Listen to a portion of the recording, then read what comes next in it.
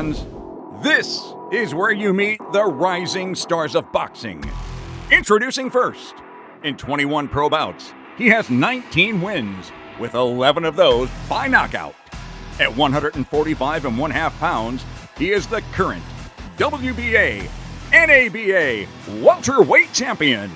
From Glenarden, Maryland, now fighting out of West Palm Beach, Florida, here is Greg Sharpshooter Outlaw.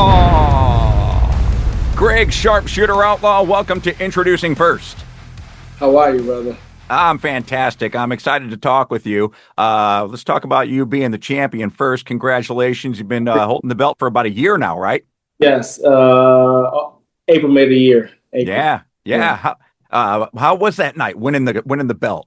It was special. I dedicated that night to my late cousin. She was part of my team. She died suddenly, and everything on my shorts, if you see, it said for Colleen. Her name was Colleen. So to win it for her, for us, for me, my team, it was a beautiful night. And my alma mater too, my school. So it was my show. So it was good. Yeah, let's talk about that. Bowie State University, graduate of BSU. Your show, you have your own promotion company, Sharpshooter Promotions. Yes. I was going to ask you about For Carlene, but you just cleared that up. That's your late cousin. She passed away in 2025. Yeah, March. I got a call one morning. One of the worst nights ever. My brother next door, I was roommates at the time. He knocked on the door. And if you know me, my phone was on do not disturb, so I don't get no calls. But he knocked on the door. And it was like, you need to answer the phone. And then got the call. And then, and I was going to cancel the show. But as soon as I went to her house where everybody was, her husband, the first thing he said to me was, you better fight. And I'm like, your wife just died. You worrying about me fighting? So I had to do it, Yeah, and I'm sure that gave you a lot more strength than what you thought you had at that time. For sure. He no disrespect to my opponent, he was fighting too many people that day. Too many people that day. Bro. Well, during this conversation, we're going to talk a lot about your family because I've been looking all over your Instagram for the last week and a half. Yeah. You're just a great human being, and I'll tell you why. I'll tell you why I say that, because you have such wonderful respect for the women in your life. Absolutely. And you and I have a very similar philosophy that women are infinitely tougher than men. Not stronger, but tougher, because they give birth. There's no way. It's like, as I sit back and I be thinking about it, it's like you have another human growing inside of you. It's like you have me. My mom had me growing inside of her. Like, how can, like, even the little cycles, the menstrual periods and things like that. It's like, we cannot take stuff like that. Women are such superheroes, in my opinion, what you guys go through. I know I can't have a period. We cannot definitely have a child. I don't know. I cannot understand how you guys create other humans inside of you. That's really special. My whole team is full of women, and like they run the world, in my opinion. Like, I mean, we need men to lead, but like women are very wise and they're superheroes. You gotta have I got a bunch of superheroes surrounding me, So I thank Carlise and Big Greg for having sex and having me.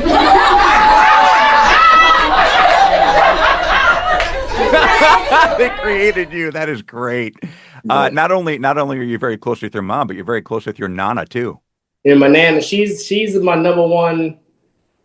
She's my lady. Like, everybody knows that she's my pastor can't say, I cannot say she's my heart.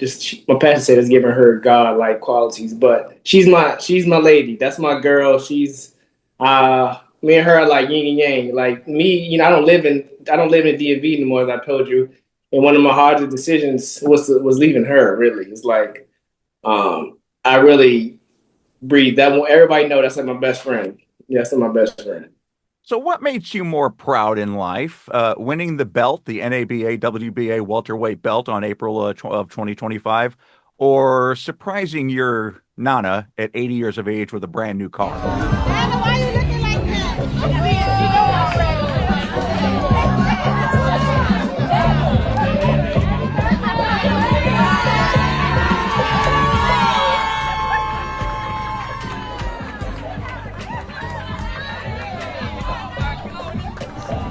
Come on,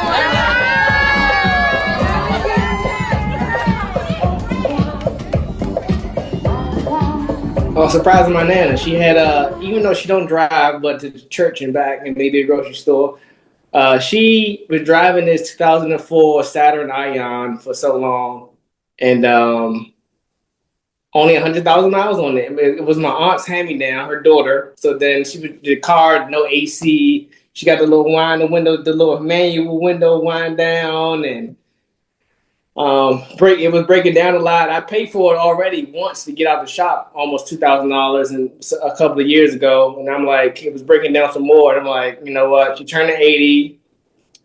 And I was looking for some cars. Shout out to my manager, Tanya Baskin. She was a big part of helping me and finding the car. And we made it happen. I made that happen. We made it happen, Tanya and I, and pulled up to this 80th party with her new car. She didn't even know what was going on. She just was like looking at it, and then she's like, "That's my car," and I'm like, "It's your car." And then the rest is history. She still hasn't, like, literally. I can't make this up. I got the car last June. I left. I came back in like maybe like October. I came back. The car still had the same gas that I put in the car from when I mean, it wasn't full, but it was still like half, like from when I left. I'm like, Mom, but I don't care. She loves it. She got her ribbon in the back. She won't take the ribbon out. She likes a brand new car. She treats it like she won't eat in. She real messy, but she won't eat in this car. She won't drink in this car. So she loves it. So if she like it, I love it.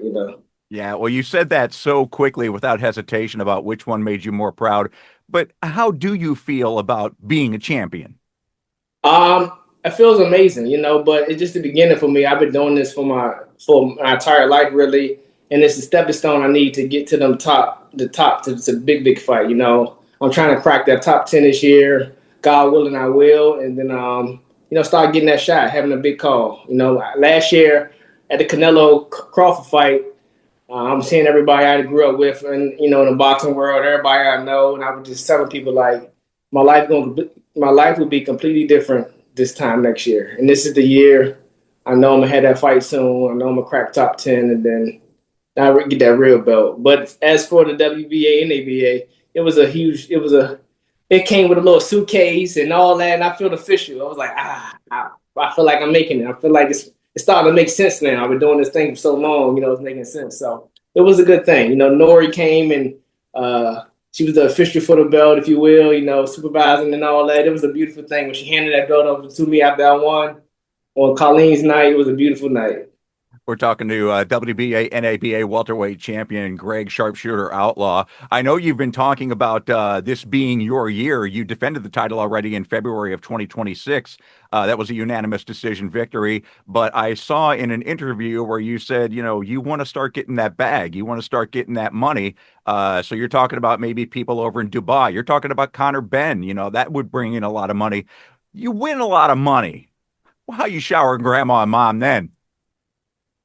My mom actually, so I think it's a little bit of my mom's turn, she'll get jealous, but she took out a lot of student loans for me. I'm a college graduate, so I would like to pay that off for her. That's always been one of my goals, to pay that off for her. And my nana, she don't want much, but she's taking whatever she wants. I actually want to move her down here to Florida. She thinks she's not leaving, but I want to make her somehow, some way.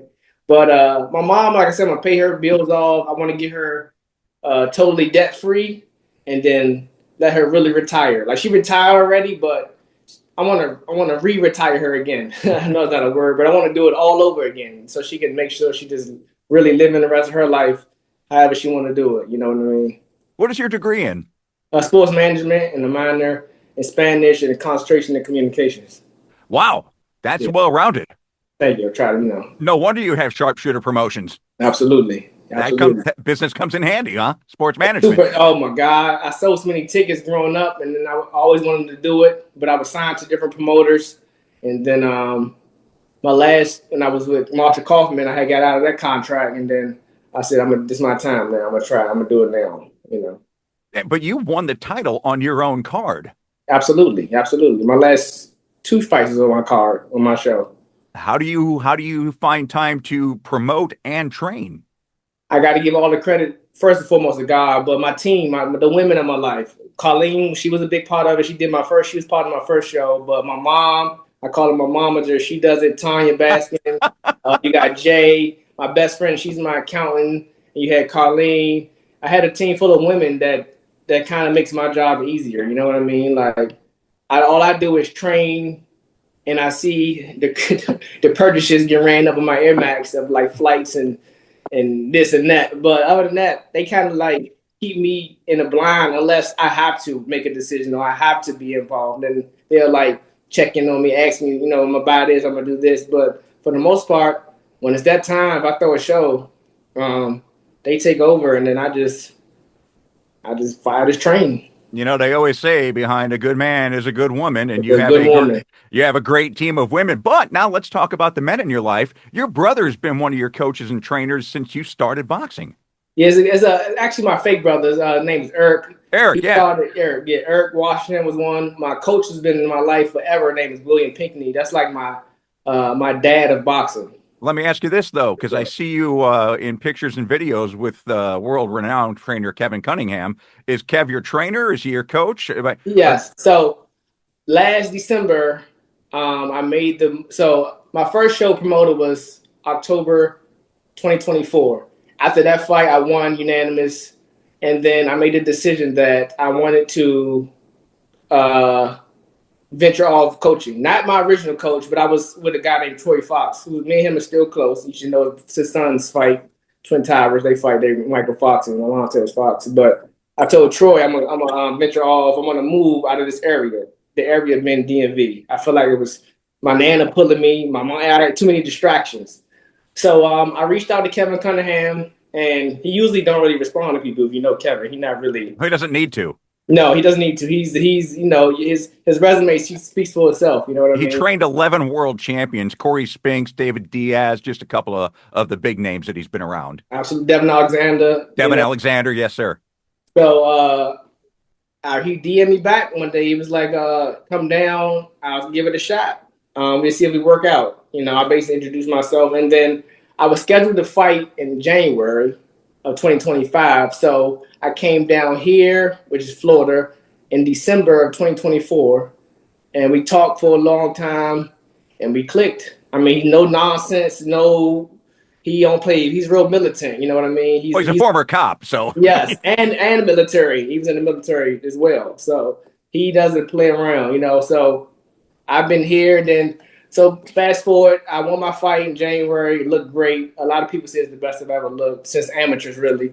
And then fast forward, I came back down. I was still living back and forth, and I tore my meniscus again. And after my April fight, I think. Yeah, after you won the title. After I won the title, I tore my meniscus again. Had surgery back in Maryland. I tore it down here in Florida with Kevin. I was training in ring sparring, and I stepped back and then tore it, something like that. Came back, and I made the decision I'm gonna stay here permanently. As I was in Maryland, and then I was wrestling with the idea, leaving my nana, my mom, and everything, and then I made the decision I'm just gonna come down, and I moved down permanently of October of last year, and I've been here ever since. I'm in the gym with Kevin every day. Yeah, well, I was going to talk about your dedication to your life and your sport. You look like somebody who actually enjoys working out. This is my life, I give the credit to my dad. My dad is a workaholic, always been his whole life. Every time I meet him with somebody, they be like, "You still working out?" He works out. That's it. I give him the credit. I consider myself to be the hardest worker in the gym. I talk trash to everybody like that at home. So I enjoy it though. It's a stress reliever. It gets me fit, and I'm kind of vain. I like the way my body looks. So I want to I do this for the sport. Of course I gotta, I'm trying to stay ready for an opportunity. So I gotta get ready, but I like working out. I like to look good. I like it makes you feel good. Health is wealth, Well, let's talk about you like to look good. I want to talk about your fashion sense. This orange outfit you got going on right here. And then you've got this, it looks like a pink suit you got going on right here. But I want to talk about your fashion sense all the way back when you were a youngster.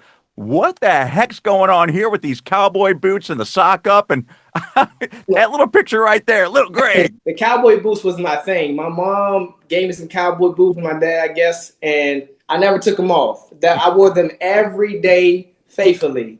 And they said when I finally grew out of them, I came home from school one day. I would put them on, but they wasn't nowhere to be found. She said I cried for almost 2 weeks. Oh, wow. 2 weeks for them shoes, but I don't know what that was about. The cowboy boots was my thing though. Well, Apparently, your auntie who commented on that picture on your Instagram, she said, "I remember that little Greg picture right there in those cowboy yeah. boots." Yeah. Everybody said I look great with the cow. I don't know what was up with me. I don't know what I got that from. You know, Yeah. you've talked about moving to Florida and leaving your roots and your home back in Maryland. You're not just from Maryland. You're in the Washington, D.C. area. So what was it like growing up in the shadow of the nation's capital? It was well. It's like you got different lives. It's either like you got the good side or you got a little rougher side. So I grew up, like about 10 minutes from the Commander Stadium, maybe like 10, 15 minutes from the DC line. So like I grew up in like a rougher area. But it was fun. Like I was telling somebody this yesterday. Most boxers have the stereotype or the cliche they say, or like the notion of boxing chose me. I ain't, and I'd be like, that's not for me. So I definitely chose boxing. And they would say, I come from the mud. And I always say, I never come from the mud. I came from like a hood or a rougher area, but my parents provided for me the best way. I never lacked. I never needed nothing. So if I made any outside choices that wasn't, positive, I just was a product of my environment. And I chose that. But it wasn't because I didn't lack. I never was in lack. My mom worked 2 jobs. She worked for Verizon, came home, did feet in our basement. When my dad went to jail, and then my stepdad, who I also called my pops my dad, he came along when I was like 10, 9 or 10. So I had material things and food and things. So, Your Nana likes to flip the bird, so I yeah, know she's a tough bird. yeah, yeah, And yeah. and then this video right here, your mama getting upset that she can't punch you in the head. She's punching you in the body and stuff. I, But I don't want to take a jab from your mom. my mom could fight. I've seen her go. She's calmed down so much, but she don't play. She could fight. My whole family, they all go. So yeah, you started fighting at what, around age 5? Around 5, yep. And when did you actually fall in love with the sport? So I think I did everything my community had to offer. So I did at 5. Then I think my dad went to jail, and then my mom being single back and forth. I stopped for a minute. I started football, and I was a football fanatic. Basketball, everything that the black community had to offer, my area did. I played everything. But team sports, I knew quickly wasn't for me because I would want to fight my teammates a lot for like so losing. I feel like they was quitting and things of that nature. So I think I officially really came back to boxing at like 10 or 11. And I was still doing both. I was in and out, but then I started to get really good at boxing. And then one day my coach Will, who I was talking about, who was like my dad at the boxing, he told my father he's getting real good. He's gonna have to choose soon. And then my last year losing the playoffs, the Boys and Girls Club, I said, I'm done with football. I'm sick to boxing. So like maybe like 12, 13, I really said, all boxing, that's me. Even if I ain't like it at the time, because I was getting beat. When you knew, you get beat up a little bit. But like I had like some top fighters in my area. So, but then I'm competitive, so that drive, I want to get back. So that kept me going. So you talk about losing in the team sport of football, and Right, that didn't leave a real good taste in your mouth. You're 19 wins and 2. You're 19-2-0 with 11 right. knockouts.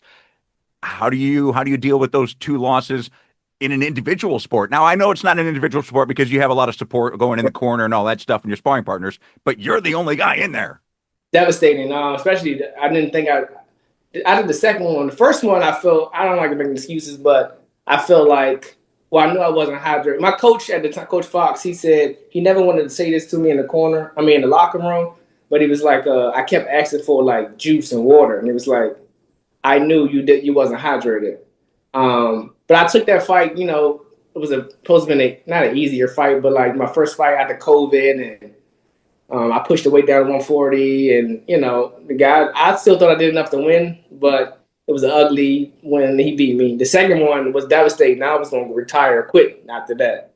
I said, if I can't beat my mindset was, if I can't beat somebody like this, I can't beat nobody in the elite level.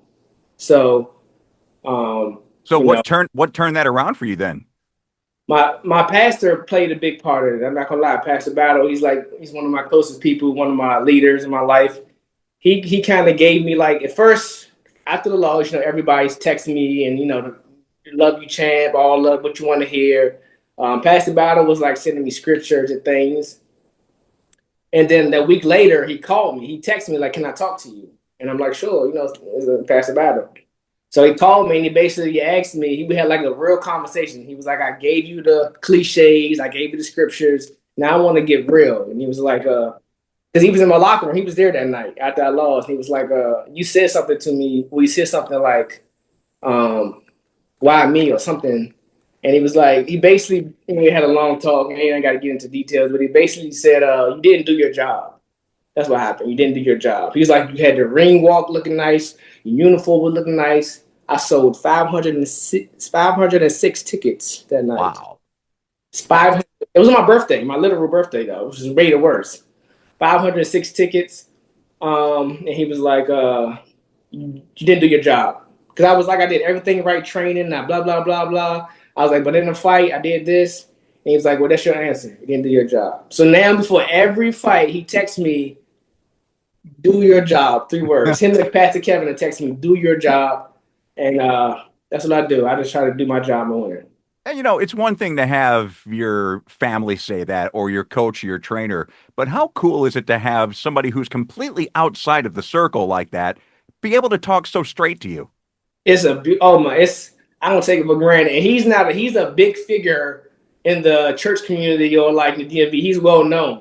Pastor Battle is a lot of uh people around my age and like that's in the church, they say he's the GOAT, which means the greatest of all. Like we love him, you know what I mean? So Uh-huh. to have a personal relationship with him and things like that, it means a lot. I don't take it for granted. And that literally helped me keep me into this because I was like, I gotta get a job or something. This ain't for me. I can't do this.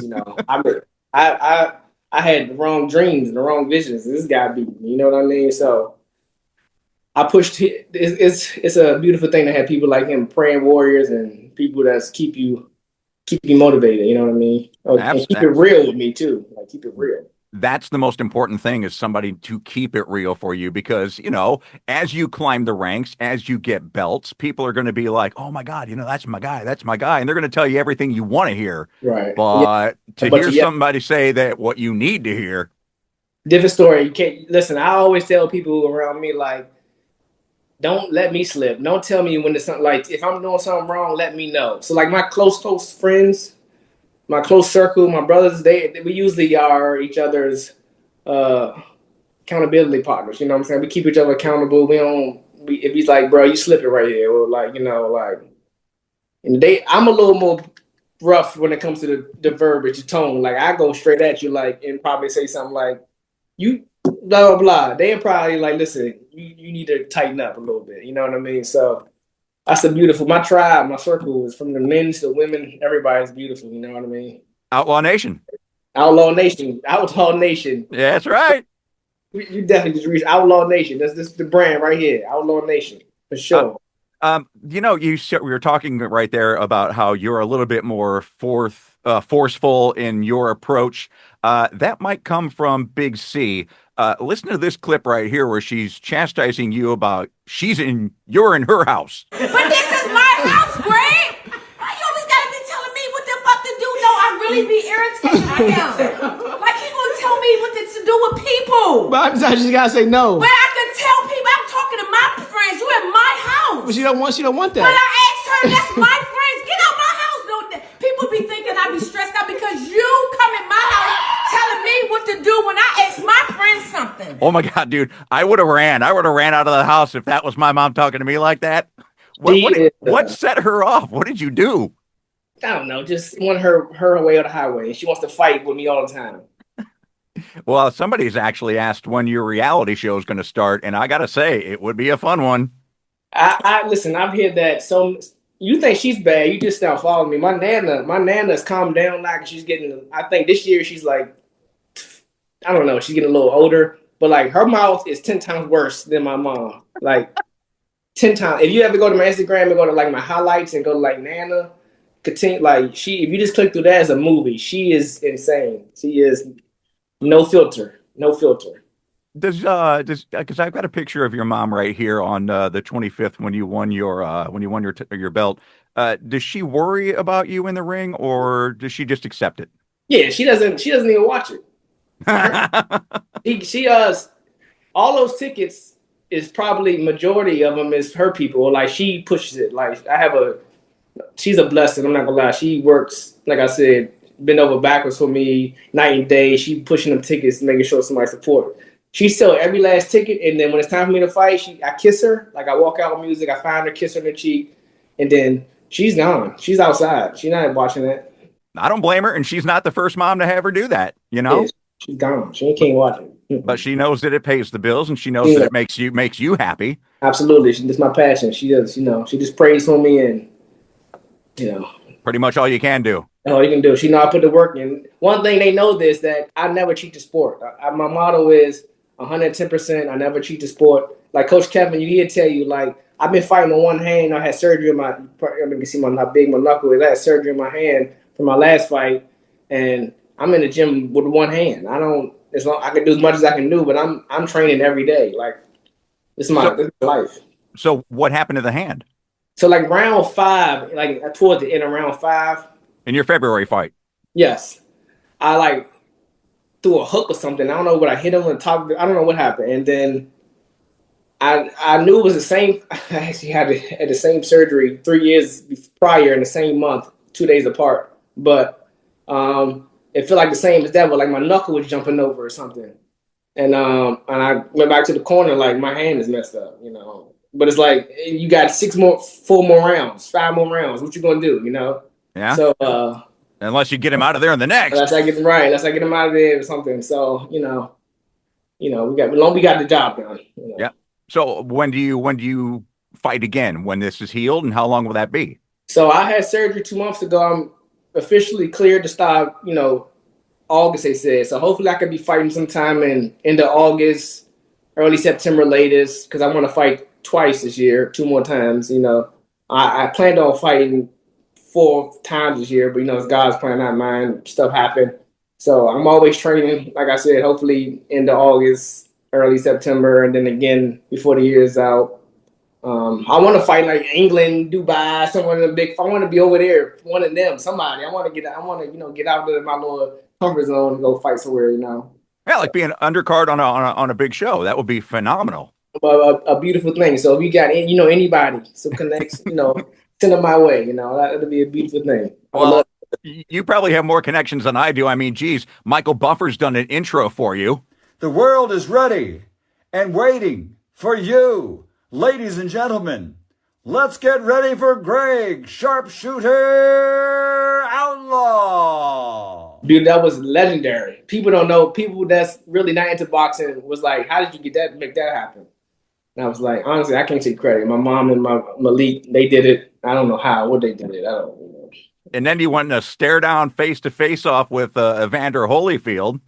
That was my promoter before they went under. So and then I actually got one with Sugar Ray Leonard too. I don't know if it was on there, but all those guys. I want to take a picture with them, but I want to look at them face to face, like what it feels like to stare with a legend, a Hall of Famer. You know what I mean? What did it feel like? I knew he wasn't going to hit me, so I was like, I wasn't too nervous. I wasn't worried about it. It was like, dang, like I'm looking up to him. He still got that big neck. I know the strength ain't going nowhere. You know what I mean? But it's like, it's a legend right here. Oh no, that was another guy that lived in the gym just like you. I heard he was a gym rat. I heard he was. Holyfield, yeah, that's all he did was work out. That's crazy. And he had a physique too. Yeah. I mean, you don't go from he was a middleweight, I think, or something like that, all the way up to heavyweight. Heavyweight. Yeah. And dominated too. Yeah, he did. Heck yeah. So, hell of a. Earlier we talked about For Carlene, and you actually have that tattooed on your leg. Mm-hmm. I want to talk about a couple of other tattoos that I saw on your leg. You mm-hmm. have the Batman emblem, mm-hmm. and then right above that you have the Joker face. Is that good Greg versus bad Greg, or what? That was more so. Joker's one of my favorite characters, and people. I think you have to really understand the story to understand him. Or how to. I don't want to get into Marvel, but he just was misunderstood. You know what I mean? The society, the world could be so cruel and evil. And so that was my guy, you know. So I got that tattooed. And the Batman was, I wasn't like never a Superman kind of guy. Batman was also my favorite growing up. But then as I got older, I kind of switched to the Joker side a little bit. You know what I mean? So that whole leg is kind of dedicated to like my favorite superheroes and people that like that I like. You know what I mean? Like I got Black Panther on there, and you know Tarzan, Gambit. I don't know if you know Gambit, but that's a X-Men card player. That's my guy. I play cards, so. So who's the best Batman? Oh no, I had this debate the other day.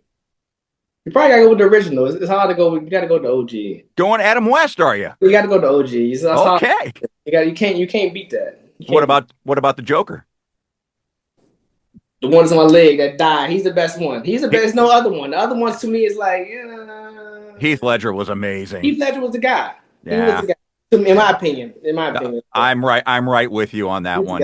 He's the guy. Sure. He played that role so well. It's like, how did he do that well? You know? Well, they say that role actually played a part in his death. I didn't know that. Yeah. Some people actually say that. So, and Jack Nicholson, when he played the Joker, he said it's one tough character to play because you have to become that. And he said it was hard. That's crazy. Right? That's crazy. I mean, you talk about commitment to a craft, just like you. 100%. Even when you don't want to do it. I do it when I don't feel like doing it, getting up, running. How often is that? Every day I'm working out. Yeah. How often do you not want to do it? Like right now, it's like today I ain't want to do it. I got one hand. I can't spar. Today is sparring day. I can't spar, but not spar. I've been out the ring watching them since February. So just watching them, and you know, one of my guys got a fight coming up. My team, my gym mate Mo, he got a fight, so I'm watching him hit the pads. I can't even hit the pads.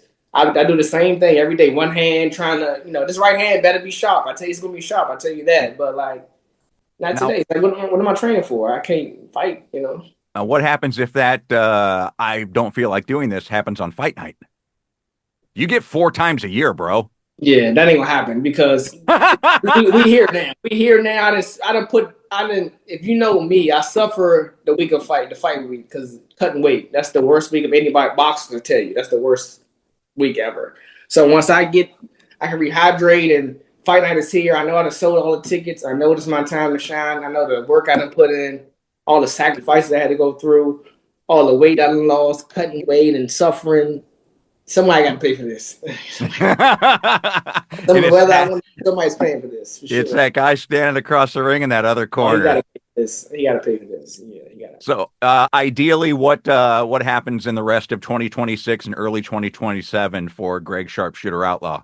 God willing, I'm fighting twice this year. I want to fight somebody in the top 10 of the WBA. Keep representing the WBA. They've been so good to me. They've been patient through my injuries, and I want to represent them very well. So I'm going to call somebody out in the top 10. Hopefully I can get one of these calls in like England, Saudi, anywhere. I'll fight over there. Like, I'll be the B-side, fight one of their guys, Canada, wherever, you know, and crack the top 10. And then hopefully top of the year next year, I get that real big fight, a championship fight of some sort, you know. Yeah. Yeah, that's going to happen, for sure. Well, that'd be phenomenal. And I started this conversation by saying you and I had a lot in common. We also have one thing in common, and I always end conversations with professional athletes, or even amateur athletes for that matter. I always say much success, because if you've prepared, you don't need luck. And you have basically said the same thing, that you are always ready to go. Stay ready. So I get ready. My training motto when I was with my old team is we train for opportunities, not events. There you go. Yep, so stay ready. I gotta get ready. And then you capitalize when that opportunity comes. 3 things. Last thing, like, you know, 3 things to be successful with podcast. I mean, a motivational speaker said. He said you need the skill set, you need the mindset, and you need the opportunity. And once you get the opportunity, you just got to take advantage of it. There you go. The first 2 I already got. I already have. I'm just waiting for number 3. That opportunity. That's all I'm waiting for. It'll happen for you, buddy. It'll happen. I will, for sure. Hey, congratulations on the 1-year reign as the WBA NABA welterweight champion. Can't wait to watch you the rest of 2026, early 2027. And one quick thing: do not leave your mom in the basement by herself. She'll lose her mind. It's her house, though. It's her house. I don't understand why you scared in your house. I don't get that. It's her house. Oh, see this base, man? Open